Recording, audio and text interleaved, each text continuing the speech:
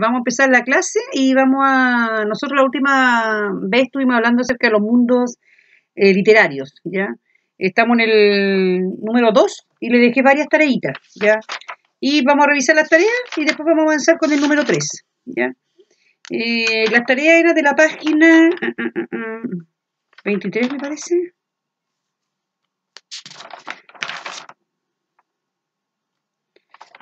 Sí.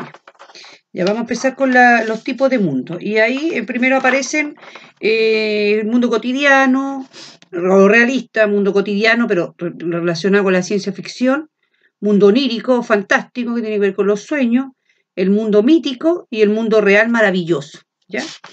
Entonces, en la página aparecen algunos tipos de mundo donde ustedes tenían que identificarlos, ¿ya?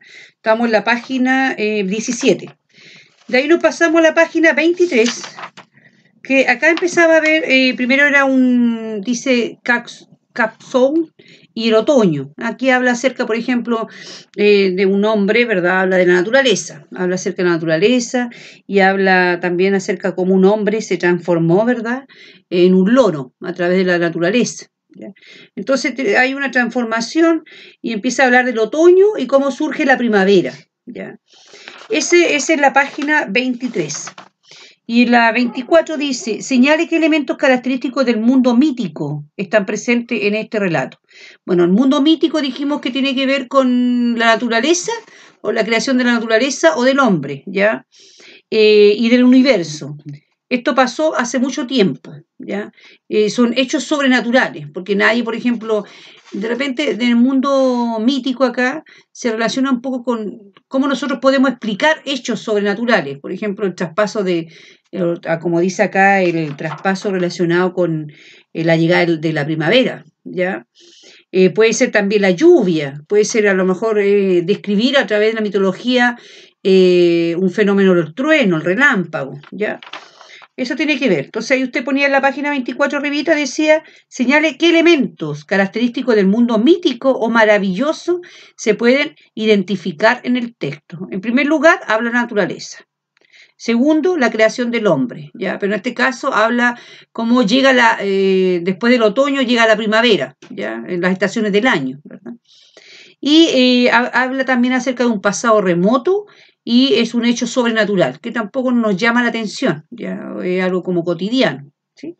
Después empezamos a hablar acerca del mundo eh, real maravilloso, que tiene que ver con el realismo mágico, ¿ya? Aquí hay un relato donde hablaba acerca de un hombre que había muerto y este hombre fue puesto en su ataúd y después empieza a caer del cielo lluvia, pero esa lluvia es en forma de flores amarillas, ¿ya?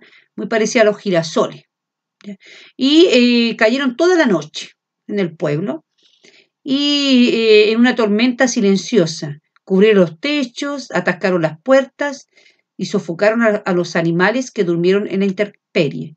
Tantas flores cayeron del cielo que las calles amanecieron tapizadas de una colcha compacta y tuvieron que despejarla con palas y rastrillos para que pudiera pasar el entierro, ¿ya? Entonces es un mundo sobrenatural, ¿ya? Hace algo milagroso, ¿verdad? Y bueno, cae la lluvia, caen granizo, pero no caen flores. Entonces hay un hecho de extrañeza, pero en el pueblo es como algo que no les causa a ellos extrañeza. Por eso nosotros decimos que es un mundo real maravilloso, ¿ya? Donde hay cosas sobrenaturales, pero que no se explican, ¿ya? Nunca van a caer flores quizás del cielo, ¿ya? Eso se refiere al realismo mágico. Eso está en la página 25.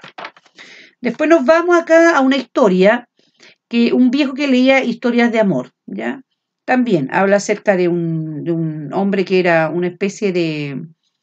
era un hombre que estaba casado, que estaba esperando cazar, bueno, no es cazar, es pescar, que estaba esperando pescar un animal, en este caso un pez grande, ¿ya?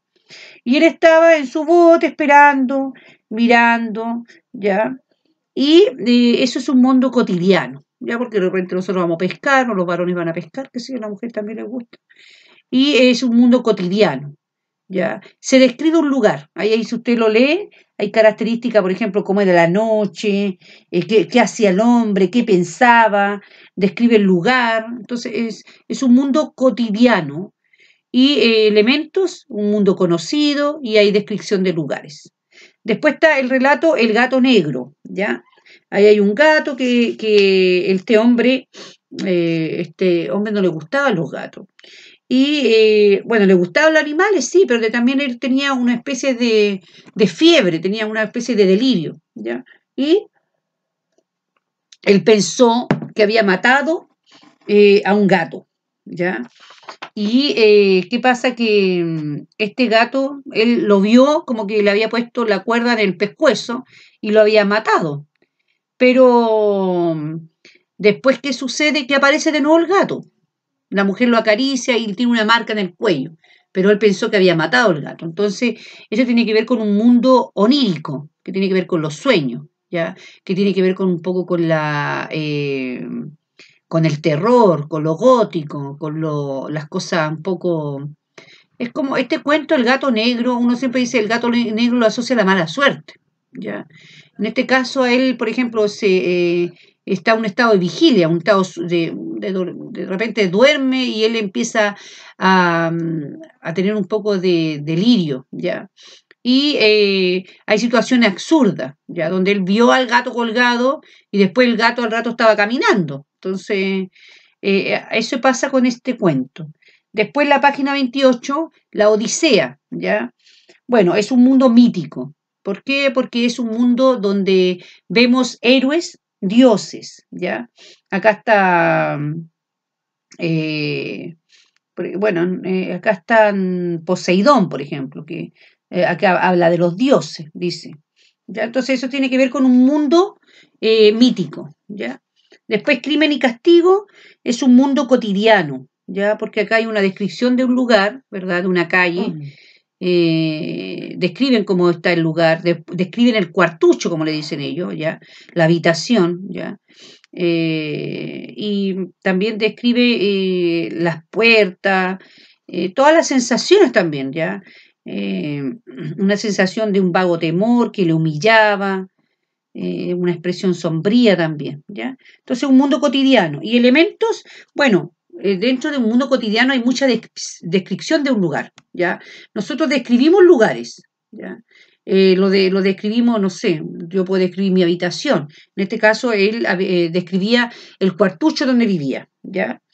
Y también hay un poco de temor, ahí también se experimentan algunos sentimientos.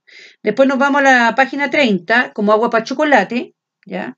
Y ahí habla acerca de un mundo real maravilloso, ya tiene que ver un poco con el realismo mágico también. Muy parecido al cuento ese de la lluvia de Margarita, ya cuando estaba lloviendo flores, ya. Sobrenatural y un sentimiento de extrañeza. Pero este sentimiento de extrañeza es cotidiano, o sea, nadie se sorprende, a eso se refiere, ¿ya? Ese como agua para chocolate de Laura Esquivel habla acerca de eso, habla acerca bueno, una historia de amor, tiene que ver un poco con la magia, con cosas sobrenaturales, ¿ya? Después nos vamos a la página 31, episodio del enemigo, que este es del Jorge Luis Borges, que tiene que ver un poco con un mundo maravilloso, ¿ya? Como que pasan cosas extrañas en ese relato, ¿ya?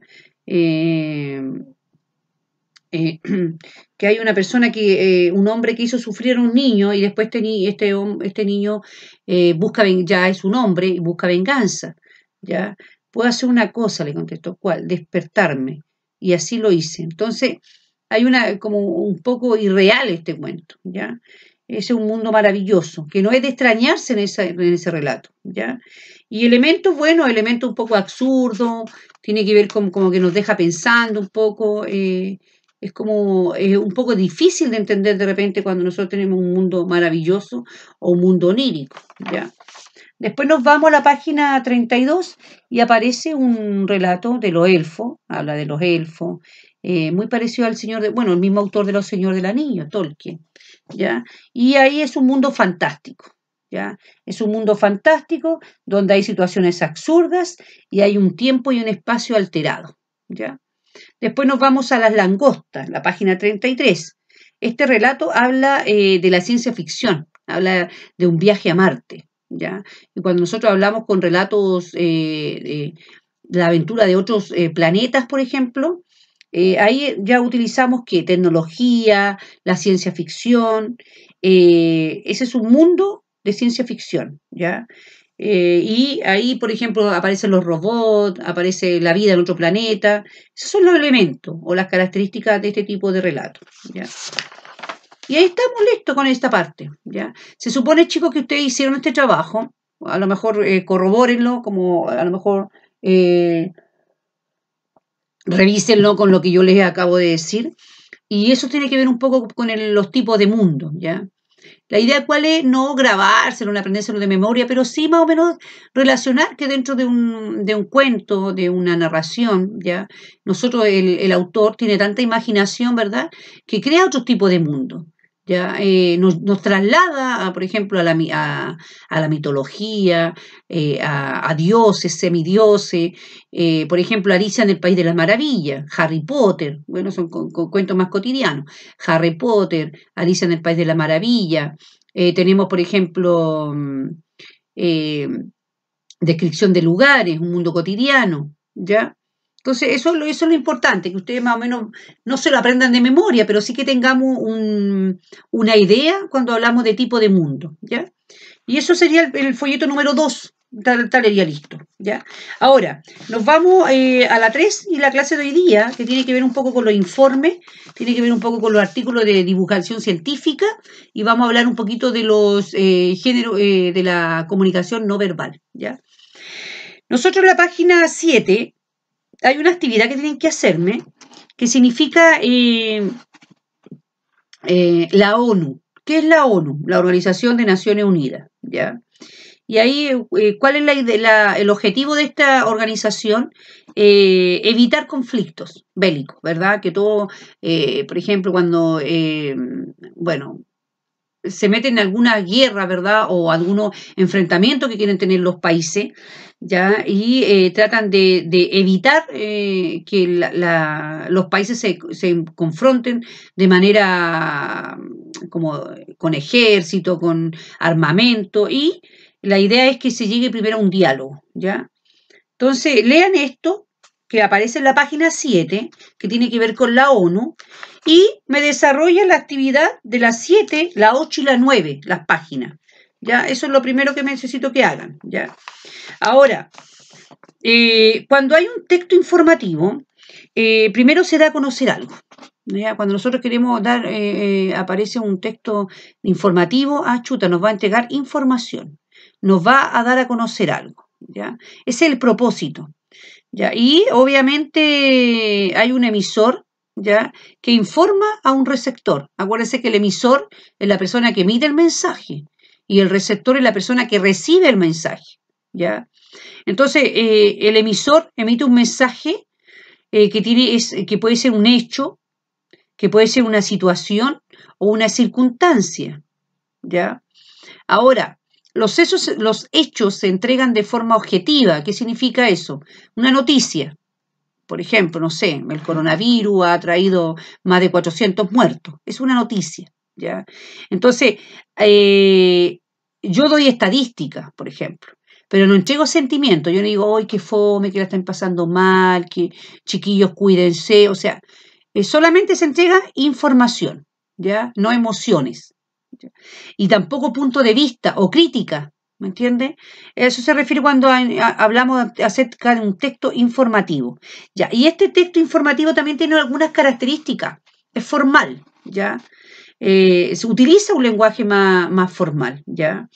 No un lenguaje tan coloquial, ¿ya? También tiene que ser ejemplar. ¿Qué significa eso? Tiene que tener un léxico variado, ¿ya?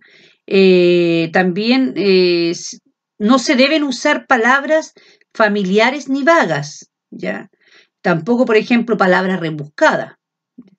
Y en el sentido de que la gente pueda entender el texto informativo, ¿ya? Después, en la segunda parte dice acá, es preciso, ¿Qué significa eso? Que el texto informativo tiene que ser claro, ¿ya? Evitar también palabras que tengan doble interpretación, ¿ya? No se utiliza un lenguaje tan figurado, tan metafórico, tan rebuscado, ¿ya? Y tiene que ser, ¿para qué? Para que cuando nosotros leamos la información sea clara, ¿ya? Y que deba cumplir el objetivo que sea informativo, ¿ya? También es importante, para referirnos a algo, nosotros no decimos esa cuestión, tampoco decimos esa cosa o algo, sino que nos referimos a algo, por ejemplo, cuando nosotros hablamos del COVID, por ejemplo, 19, nosotros no decimos, oye, esa cuestión, no, o tampoco decimos esa cosa, no, decimos el coronavirus, el COVID. Entonces, ¿para qué? Para que la persona vaya informándose y vaya entendiendo, porque de pronto uno puede decir una cosa, oye, ¿de qué cosa está hablando? Entonces se empiezan a no cumplir el objetivo, que el objetivo principal de este tipo de texto es informar, ¿ya? También tiene que haber aquí dice correcto, ¿ya? El texto informativo tiene que tener una buena redacción, tiene que tener también, tiene que ser coherente. Cuando algo es coherente, por ejemplo, si estaba hablando del coronavirus, después nos vamos a empezar a hablar del terremoto. O sea, tiene que haber una coherencia entre el inicio, el desarrollo y la conclusión del informe. Tiene que haber una unidad temática, como le llamamos en el lenguaje, ¿ya? Si vamos a hablar del mismo tema, ¿ya? Ahora, por ejemplo, nosotros podemos decir dónde surge el COVID, el coronavirus, cómo se transmite. Entonces, de repente nosotros podemos ordenar la información. Podemos ver el concepto, qué es la definición. Después podemos ver las características de este virus. Después podemos ver, por ejemplo, cómo nosotros nos podemos contagiar. ¿Ya? Después podemos ver, por ejemplo, advertencias o también cómo nosotros no nos podemos cuidar de este virus, ¿ya? Por ejemplo, tiene que ver mucho, por decirte, usar mascarilla, la distancia social, ¿ya? También pueden ser los síntomas. Entonces, uno puede ordenar toda esa información, ¿ya? Puede ir ordenando la información.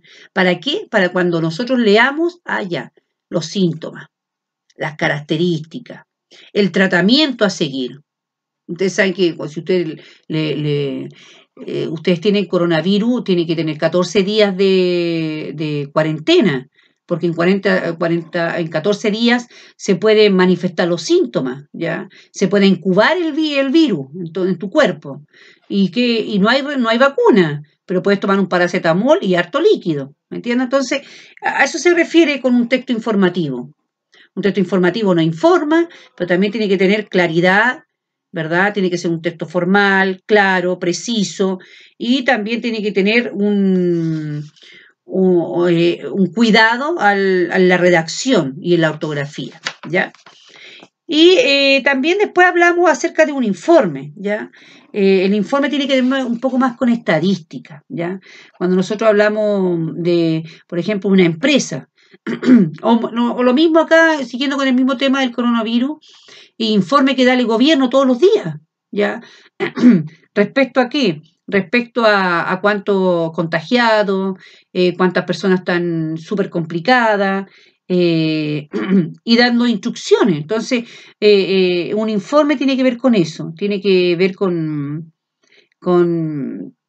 una, a lo mejor, estadística, como acá aparece en la página 13, aparece un informe del Consejo Municipal, de una municipalidad, ¿ya? ¿Respecto a qué? Tiene que ver con el CINCE, ¿ya? Con esa prueba que nosotros realizamos, que hace el Ministerio para ver cómo van los chiquillos en cuanto a lo aprendido desde, no sé, pues desde desde octavo hasta segundo medio, ¿ya? Y acá aparece, por ejemplo, por estos registros, estos puntajes, ¿verdad? Promedio nacional de puntaje. Hay una tabla, ¿ya? Y bueno, te dan una estadística, ¿verdad? Una tabla, y después te dan un informe, ¿ya? Entonces ahí en el informe van desarrollando, explicando de mejor forma cómo ellos llegaron a hacer ese informe y qué resultados le arroja, ¿ya? Nosotros cuando hacemos un informe, primero tenemos que tener un esquema, ¿ya? ¿Qué información ya vamos a plantear? A lo mejor estadística relacionada con cómo ha llegado la ayuda, por ejemplo, a las personas que tienen COVID, por ejemplo. ¿Ya? La municipalidad a lo mejor tiene de hecho debe tener un equipo donde empiezan a investigar, ya entregamos tantas donaciones a tantas personas, hay un borrador también que se hace, ¿ya? Estadística, un borrador, después se vuelve a revisar el borrador, ¿ya? Es importante también ver cuando nosotros queramos hacer un informe, a quién va destinatario, quién es el destinatario del informe, para qué lo quiero, cuál es el objetivo, qué quiero dar a conocer, ¿ya? Y qué se sabe de la materia que se aborda, ¿ya? Entonces ahí hay algunas cositas relacionadas con el informe. Bueno, aquí no nos pueden hacer un informe, sino que más o menos para que ustedes sepan, en la prueba aparece la estadística, aparece otro tipo de cosas, es un informe. Y dentro del texto informativo también aparecen los informes, ¿ya? Es como para ver eso. Ahora, nos vamos, también hay otro tipo de texto que es un texto de divulgación científica, ¿ya? Como su nombre lo indica, tiene que ver con la ciencia, ¿ya? En primer lugar, es un texto expositivo, ¿ya? De repente a nuestros hijos le han pedido, de repente ya chiquillos van a investigar acerca de un tema X, ¿ya? Y por ejemplo, a ver, puede ser una investigación acerca del... podemos investigar acerca del cáncer a la piel, por ejemplo, ¿ya? Entonces, ¿qué sucede? Bueno, tú te metes en internet y aparecen millones de cosas. Lo primero que tienes que definir, hacer una definición de lo que tú vas a investigar, ¿ya? Después tienes que usar un lenguaje claro, preciso, y también un poco científico. Ahora, si tú, por ejemplo, para que tu investigación o tu texto de divulgación científica tenga un peso, tenemos que ver, por ejemplo, el cáncer de la piel, estadística. En los últimos 5 años ha aumentado el cáncer de la piel. Le puedo preguntar a una autoridad en el tema, que sería un dermatólogo, puedo ir a la asociación a lo mejor al colegio médico y preguntar ahí, entrevistar a alguien para que me dé estadística y eso también le da peso a mi investigación, ¿ya? Ahora, dentro también de este informe pueden haber imágenes, fotografía, gráficos, como por ejemplo ha aumentado el tema, por decirte, acá aparece, yo estoy en la página 19 y en la página 20 aparece el efecto invernadero, ¿ya? ¿Qué es el efecto invernadero? ¿Ya? Entonces, la idea, chiquillos, que ustedes lean esta, que es de la página 20 a la 23. ¿Sí? A la 23 me parece que es. A la 24. A la 23 a 24, ¿sí? Pero ahí, por ejemplo, hay un texto de divulgación científica, ¿ya? Habla, por decirlo, es importante que nosotros sepamos acerca del tema. Ahora, obviamente, si es un texto científico, a lo mejor hay algunas palabras que no van a ser muy familiares para nosotros, ¿ya? Porque obviamente dentro de un texto científico se utilizan términos técnicos, ¿ya? O científicos, ¿ya? Que de repente no lo precisan o lo definen en algún lado, ¿ya? De repente nosotros decimos, ¿qué es el efecto invernadero? O el calentamiento global, que es lo mismo, ¿ya? A lo mejor usted lo conoce con el calentamiento global, que ya el hombre a través de todo el monóxido de carbono, la industria, empiezan a tener efecto en la Tierra, ¿ya?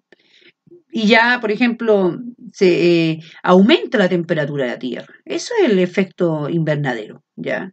Y acá hay una serie de cosas que nos dicen cómo disminuir este efecto. ¿Cuál es cuál es la definición? ¿Cómo surge este efecto dentro de la Tierra? ¿Ya?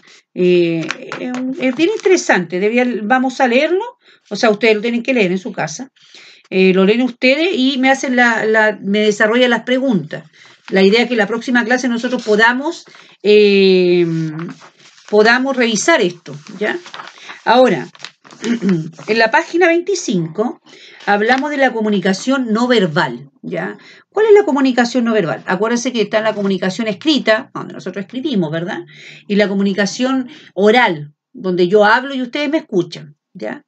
Pero también hay otra comunicación, que es la comunicación no verbal, que tiene que ver con cuando nosotros no hablamos, ¿verdad? Y tiene que ver un poco con qué, con, eh, con los gestos, ¿ya? Dice la capacidad de comunicarse no es exclusiva de los seres humanos. Se saben que muchos animales tienen sistemas de comunicación que les ha ayudado a sobrevivir como especie, ¿ya? Por ejemplo, el perro. Usted llega a la casa y su perrito le menea la cola. Ah, usted dice, ah, está feliz. Me vio, está feliz, está contento. El perro no te habla, po. Entonces, tú deduces que tu perro está contento porque te vio, ¿ya? Esa es una comunicación. También, por ejemplo, implica el uso de códigos y signos, ¿ya? Por decir este signo, cuando nosotros manejamos, ¿verdad? Y aparece, soy re mala para dibujar, pero bueno.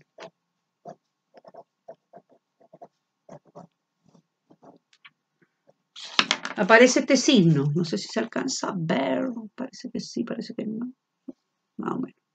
Este signo, no estacionar. Ahí no dice no estacionar, usted ve ese signo y sabe, ah, ya, ok, no puedo estacionarme acá, ¿ya? La señalética del tránsito son signos. Y cuando uno empieza a manejar o lo hace, uno tiene que conocerlo. No doblar 50 kilómetros, la curvita. Entonces, eso son comunicación no verbal, ¿ya? Ahora, bueno, nosotros antiguamente, o millones de años atrás, nosotros solamente emitíamos sonido, balbuceamos, ¿ya? Y, y como no podíamos emitir palabras, emitíamos sonidos solamente con la garganta, con el aparato fonador, que le llaman, ¿ya? Y después, a medida que vayamos, lo fuimos desarrollando, empieza a sentirse, por ejemplo, eh, la lluvia, ¿no? Uno dice ahora la lluvia, pero uno puede decirle agua, o a lo mejor nosotros, por ejemplo, en las cuevas, ¿verdad? En la prehistoria, nosotros vemos imágenes en cuevas como el hombre cazaba, como el hombre se refugiaba de los animales, de la naturaleza, ¿ya? Y esos son registros que nos van quedando y ahí nosotros vamos viendo cómo el hombre con el tiempo va desarrollando el aparato fónico y va emitiendo sonido. Y cada sonido uno lo asocia cuando los chiquititos empiezan a hablar, las vocales, por ejemplo, y el abecedario, ahí recién uno empieza a crear fonemas y ahí empieza uno a hablar, ¿ya? Pero antiguamente no era así, ¿ya? Se comunicaban de forma solamente a través de los gestos, ¿ya? Después dice que la comunicación verbal, bueno, no verbal, se asocia en primer lugar al lenguaje kinésico, que tiene que ver con los movimientos, ¿ya? Con las posturas corporales. Eh, por ejemplo, la sonrisa te delata que tú estás contento, el andar con la cara larga, dice, ah, chuta, está enojado, o con cuando frunce el ceño, dice, ah, está molesta, está enojada, ¿ya? Entonces, nos delata nuestro rostro, por ejemplo, nos delata la comunicación, o nuestro estado anímico en este caso, ¿ya? Estos movimientos pueden ser conscientes o inconscientes. Hay ocasiones que los gestos son más elocuentes que las palabras, ¿ya? Por ejemplo, si yo hago así, ¿verdad? Y estoy en un partido de fútbol, en un partido de básquetbol y hago así, ah, usted dice, ah, le quiere un minuto. Entonces, ¿me entienden? Yo no voy a decir, oye, deme un minuto, solamente hago este gesto y usted dice, ah, ya. O hago este gesto, ¿verdad? O acá, usted dice, ah, ya, ¿me entendieron, chiquillos? Sí. Entonces, aprobación, ¿verdad? ¿Me entiendes? Entonces, de repente es importante que nuestro cuerpo igual comunica, ¿ya? A través de gestos.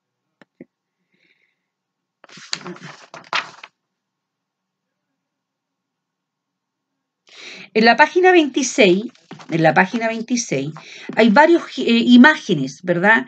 Que dice, las siguientes imágenes muestran algunos gestos y posturas que adoptamos cuando nos conmovemos por algo.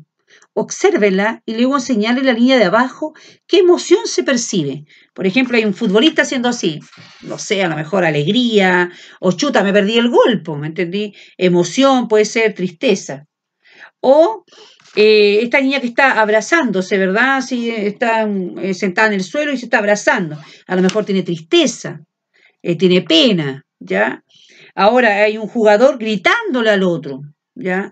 Hay a lo mejor rabia, euforia, ¿verdad? Y ahí hay una mamá con un bebecito en la piscina. Amor, ternura, ¿verdad? Ese tipo de emociones se reflejan a través de la imagen, ¿ya?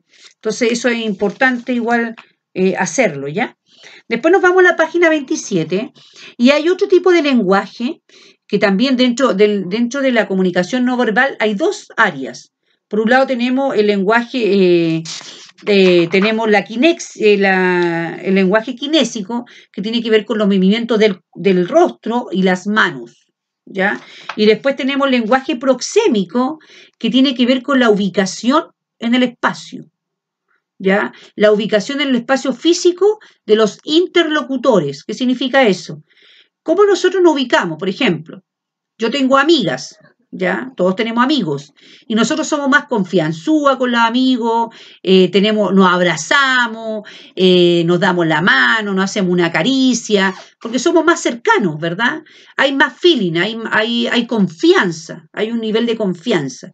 Ese es un tipo de relación. Ahora después yo tengo conocidas o conocidos, que yo no soy tan cercano a ellos. Ellos no me abrazan, ni yo tampoco. Hay un sentimiento de cordialidad, pero no de tanta cercanía. Y hay personas que recién yo vengo conociendo, ya, por ejemplo, ustedes, ya, que no nos vimos solamente en la matrícula, con suerte, y no hemos tenido cercanía. Entonces siempre tiene que haber como, cuando yo, por ejemplo, no los conozco a ustedes, a mí no me gusta, por ejemplo, que me tuteen. Oye, acá, oiga, no, pues sea profesora, señorita, ¿me entiende? Porque no nos conocemos tanto. Y bueno, y si nos conociéramos tampoco, porque siempre uno, cuando tiene relaciones de este tipo, hay una distancia, ¿me entiende? Entre el profesor y el alumno. O yo, por ejemplo, la directora que está acá y los profesores están un poquito más abajo, ¿ya? Hay le dicen un tema de asimetría. Hay a lo mejor poder, el poder en el sentido, no hay una igualdad, ¿ya? La directora obviamente es mi jefa, po. Yo no andar, oye, ¿cómo estáis? No, pues señora directora, hay otro trato. Entonces, no tenemos la gente cercana, nuestros amigos, ya hay más confianza. Tenemos los conocidos, ¿verdad? Y tenemos también la gente que vemos muy poquito, que hay a lo mejor voy al cumpleaños de la amiga y primera vez que veo a esta gente. Entonces, eso tiene que ver con el lenguaje proxémico, tiene que ver con el grado de confianza y con el grado de interacción entre las personas. Y ahí se fija la distancia física, porque con las amigas tú tienes más confianza. Y con la persona que vienes conociendo recién, no, pues. Hay gente que no te tutea, que te trata de usted, y después con el tiempo, a lo mejor se van acercando más a un lenguaje más cercano, ¿ya? Y acá habla acerca de eso, ¿ya? La distancia física. Entre amigos más próxima que entre el jefe y el empleado, como puede verse, ¿no ve? Ahí hay una imagen donde aparece, por ejemplo, el jefe y el empleado, ¿ya? Acá hay una cercanía en la página 27, donde aparecen tres chiquillas, donde se tocan, ¿me entiendes? Ahí está una abrazada, hay más confianza, ¿verdad? Ahí se ve cómo son las relaciones entre las personas, ¿ya? A eso se refiere un poco. Y acá igual, pues acá en la página 28 hay ejemplos. Dice, a continuación se presentan 5 imágenes, en las cuales aparecen personas con diferentes grados de proximidad. Mírala e identifique, de acuerdo con el lenguaje proxémico, cómo es la relación entre ellas. puede ser un abuelo y su nieta, ¿verdad? Hay una relación de cercanía, ¿verdad? De amor, se nota, ¿verdad? El profesor con su alumno, hay una relación de no tan cercana, hay una relación de jerarquía, ¿verdad? Hay más autoridad a lo mejor, ¿verdad? Uno que otro. Acá, por ejemplo, hay dos mujeres que son presidentas, una de Brasil y otra de Argentina. Son iguales, hay una relación de igualdad porque las dos son presidentas, las dos son mujeres, hay una relación quizás de cercanía, ¿ya?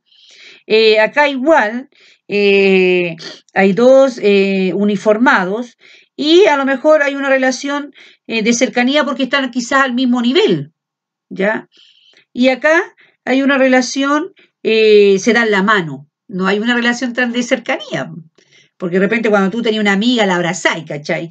Cuando tú estás conociendo a alguien le dais la mano nomás, ¿me entiendes? Entonces ahí nosotros vemos a través de estos ejemplos cómo el lenguaje proxémico, que tiene que ver con la cercanía, ¿verdad? O la formalidad entre las personas. Cuando somos más amigos, somos más cercanos. Y cuando somos no tan, no es que no seamos amigos. Lo que pasa es que hay jerarquías diferentes. Yo, por ejemplo, con la directora no ando a lo comadre, porque no es mi amiga, es mi jefa, ¿ya? O con ustedes yo, pues tampoco tengo una relación tan de cercanía, porque ni siquiera nos conocemos. Quizás con el tiempo, yo creo que ojalá, luego nos conozcamos un poco más y podamos tener otro tipo de relación más cercana. Pero a eso se refiere. Después pasamos a la página 29, al lenguaje icónico, ¿ya? ¿Qué significa eso? Lo que le decía yo delantito, tiene que ver con las señales del tránsito, tiene que ver con la señalética, tiene que ver con acá dice, por ejemplo, en algunos casos son dibujos o signos, ¿ya? Aquí hay una zona de inundación, eh, también tiene que ver, por ejemplo, acá ya aparece un ejemplo que usted tiene que hacer. El lenguaje icónico lo utilizamos, a lo mejor nosotros en las señales del tránsito.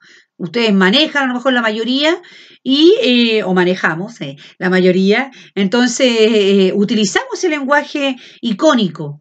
Ah, no sabía que era icónico, pero yo me sé las señales del tránsito, ¿ya? Yo sé cuando hay una E con una raya al medio cruzada, no me puedo estacionar ahí, ¿me entiendes? Y, por ejemplo, cuando vamos también a algunos lugares, llegamos a un pueblo, una ciudad, hay señalética, hay, por ejemplo, aquí hay un hotel, se puede comer, ducharse, entonces a eso me refiero también. Tiene que ver un poco también con cuando vamos a un restaurante y hay un baño, por ejemplo, cuál es de mujer y cuál es de hombre, ¿ya? Y acá aparecen algunos íconos en la página 29, ¿ya? Por ejemplo, este arroba de internet, ¿verdad? Después tiene la bicicleta, ¿verdad? No andar en bicicleta. Después la persona inválida, ¿verdad? Y acá puede ser tendido eléctrico, ¿ya? Entonces ahí usted tiene que hacer eso marcarlo acá, ¿ya? Es el lenguaje icónico, ¿ya? Y acá aparecen otras más, ¿ya? La página 30. Sería bueno que la hicieran, ¿ya? La página 29 y la 30. Son cositas chicas que van uno haciendo. Después tenemos los elementos paraverbales. ¿Qué significa eso? Los elementos paraverbales tienen que ver con la voz. La voz, chiquillo, también es importante. Por ejemplo, la voz nos da información acerca de la persona. La voz nos da, por ejemplo, la cultura de la persona. Nos da la educación. Oye, un flaite no habla. Un flight gesticula, un flight mueve los brazos acá, pero al final no dice nada. O lo poco y nada que dice no se entiende. Entonces, la voz nos da la procedencia, habla diferente un argentino, un chileno, un brasileño, ¿ya? Lugar de procedencia. La voz nos entrega el grado de ubicación de la persona, el estado anímico también de la persona, la voz. La voz también nos entrega la educación, el estado anímico, más o menos eso, esas cosas, cuando nosotros hablamos, también tenemos que entregar, al hablar, entregamos también información, ¿ya? Eso igual es importante igual. Ahora, hay elementos paraverbales, por ejemplo, la intensidad de la voz, ¿ya? O el volumen. Yo hablo fuerte, ya yo no grito, yo hablo fuerte. La entonación tiene que ver con la melodía. Hay gente que habla como cantadito, como el sureño. Uno dice, oye, habla como cantadito. El ritmo se refiere a la fluidez con que las personas hablan, a la velocidad. Hay gente que habla muy, muy rápido o muy, muy lento y muy latoso, ¿ya? Y la articulación que tiene que ver cómo nosotros pronunciamos, ¿ya? Y ahí aparecen también, bueno, para que todo esto fluya, ¿verdad? Al escribir algo, nosotros tiene que ver con los signos de puntuación, de exclamación, ¿ya? A eso se refiere, sí. Y después tenemos los registros de habla, ¿ya? Los registros de habla tienen que ver, en cierta forma, eh, tiene que ver con cuando nosotros hablamos de cómo el emisor envía el mensaje, ¿ya? A un receptor, usando un código, ¿ya? Eh, y bueno, los registros de habla pueden ser de dos tipos, ¿ya? Hay varios tipos, pero en realidad acá ahondan solamente dos. Formales, que se refiere al uso correcto y estandarizado de la lengua, atendiendo a tres formalismos lingüísticos, como podría ser una entrevista de trabajo y situaciones asimétricas. ¿Qué se refiere eso? Por ejemplo, cuando yo hablo con mi jefa o cuando tú hablas con tu jefe, ¿ya? Hay una formalidad. Yo no digo, oye, jefa, no, pero señora, directora, eh, o cuando tú hablas con tu jefe y le queréis pedir un aumento de sueldo, o queréis pedirle permiso para que te dé permiso para hacer un examen, alguna cosa, tú le hablas de manera formal, ¿ya? Y los informales cuando la norma se relaja, ¿ya? Se usan estructuras más simples, incluyendo diminutivo, chiquitita. Hay más, cuando nosotros hablamos de manera más informal con una persona, porque hay más confianza, ¿ya? Hay más cercanía. Y también puede ser en un grupo de amigos o familiares, ¿ya? Entonces, ahí eso más o menos lo que se ve en el folleto número 3. ¿Ya? Esta materia, chicos, es simple, no es complicada, ¿ya? Obviamente yo la expliqué de manera bien extensa, o sea, bien general. ¿Qué necesito que me hagan? Varias cositas acá. En primer lugar, la página 17, la página 7, que tiene que ver con la ONU, ¿ya? Se lee y se desarrolla las actividades de la página 7 a la 9, ¿ya? Después, nosotros hablamos del texto informativo y hablamos del texto de divulgación científica, y ahí yo le decía que tienen que hacer una actividad que aparece en la página 20, de la 20 a la 23, que habla acerca de el efecto invernadero, ¿ya? Invernadero, ¿ya? Para que podamos leer y vamos un poco también leyendo algunas cositas. Y bueno, y hacer la página, por ejemplo, 26, donde usted identifica qué tipo de gesto o algunas posturas o la emoción que transmiten esa imagen, ¿ya? Y después nos vamos a la página 29, que también ahí salen algunos iconos que usted tiene que poner al ladito a qué tipo de iconos corresponde, ¿sí? Y con eso terminamos el folleto número 3, ¿ya? Ahora, chicos, por favor les pido yo que ustedes trabajen, ¿ya? Yo acá hago mi clase, todo, me preparo, pero de ustedes depende que ustedes vayamos avanzando, ¿ya? Esto lo vamos a revisar el día jueves, revisamos y empezamos con el folleto 4, ¿ya? Otra cosa, vamos a empezar con las clases de inglés. Ya esta semana empezamos con inglés. ¿Por qué? Porque a mí me quedan pocas clases, me quedan 2 clases más, me falta ver la poesía. ¿Mm? Me falta ver poesía y análisis de poemas. Y después les mandaré 1 o 2 pruebas tipo para que me la desarrollen y después la revisamos de manera grupal, ¿ya?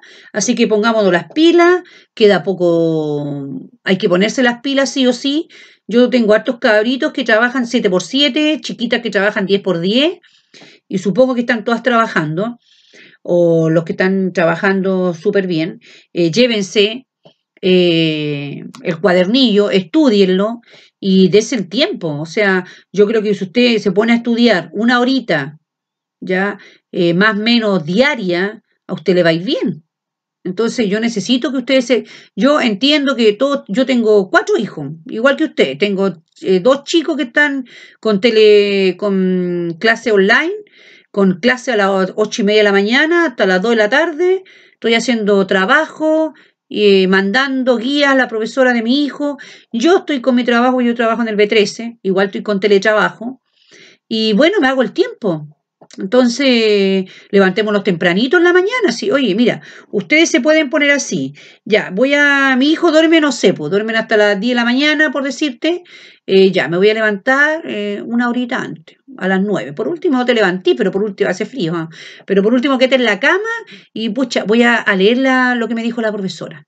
O voy a hacer esto. O en la noche, cuando los chiquitos se acuesten y usted ya está más tranquila, ya, no voy a ver la novela. Y me voy a organizar y me voy a poner a hacer las tareas. Entonces también hay varias chiquillas que tienen niños pequeños, ya hay hartas guaguitas pequeñas por ahí y los niños duermen, pues, la noche es larga. Entonces hay que ponerle las pilas y hay que trabajar, porque ya vamos a empezar con inglés, yo termino y después empiezan con historia. ¿Ya? Entonces, chiquillos, harto ánimo, coman bien, hidrátense harta agüita.